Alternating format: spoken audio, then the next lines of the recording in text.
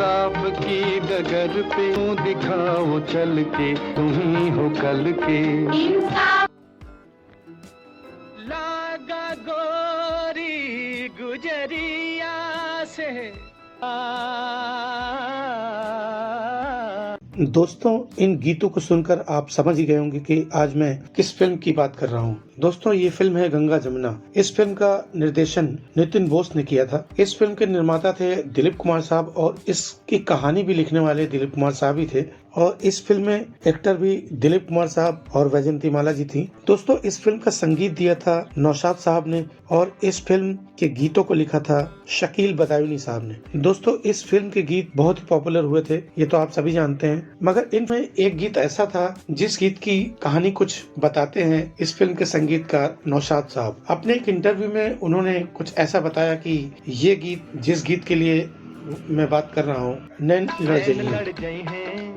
दोस्तों, इस गीत को बनाने में नौशाद साहब ने बताया कि ये गीत एक कव्वाली से प्रेरित था। उस कव्वाली के बोल को सुन के नौशाद साहब ने इस गीत को संगीतबद्ध किया और इस गीत को लिखने में शकील बदायूनी साहब, जो कि शकील बदायूनी साहब बदायूं के थे, और ये गीत था अवधी टाइप का, यानी ये फिल्म गांव पर आधारित थी, तो इसलिए इस गीत को अवधी में लिखना था। शकील बदायूनी साहब को अवधी आती नहीं थी, तो नौशाद साहब ने कहा कि मुझे थोड़ी अवधी आती है, उस तरफ की यानी पूर्वी भाषा आती है, मैं आपको जैसे जैसे बताता जाऊं आप उस तरह से इसे लिखते जाइए। तो उन्होंने धुन तैयार की और शकील बदायूनी साहब ने इस गीत को लिखा और बहुत ही बेहतरीन ये गीत बना, जिसे मोहम्मद रफी साहब ने अपनी आवाज दी थी।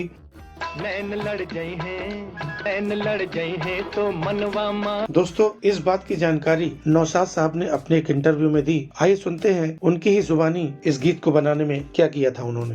पूर्वी जबान में कव्वाली एक कव्वाल ने शुरू की, भाग में होइए तो यसरफ की सनक होइबे करी।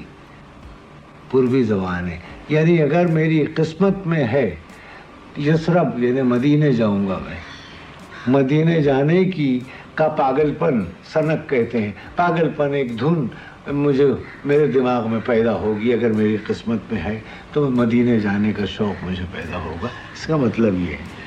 तो मैं वहाँ से जब वापस आया तो गंगा जमुना फिल्म बन रही थी, उसमें मैंने एक वो गाना था, दिलीप कुमार साहब उसमें और वैजयंती माला वगैरह डांस का एक सीक्वेंस था। तो मैंने कहा कि नैन लड़ जाइए तो मनवा माँ का सा खोबे करी। उस कव्वाली से मैं इंस्पायर हुआ था और वहाँ से लेकर आया था।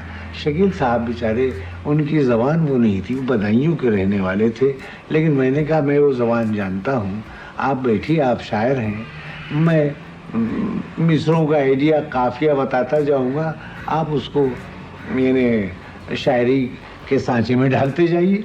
अगर ये वीडियो आपको पसंद आए तो प्लीज चैनल को सब्सक्राइब करके बेल आइकन जरूर दबाइए, जिससे मेरे अगले वीडियो की नोटिफिकेशन आप तक पहुंच सके। और देखते रहिए पिक्चर्स ऑफ बॉलीवुड। ऐसी ही कुछ रोचक बातें आपके लिए लेकर आता रहूंगा और इसी के साथ आपसे विदा लेते हैं। धन्यवाद।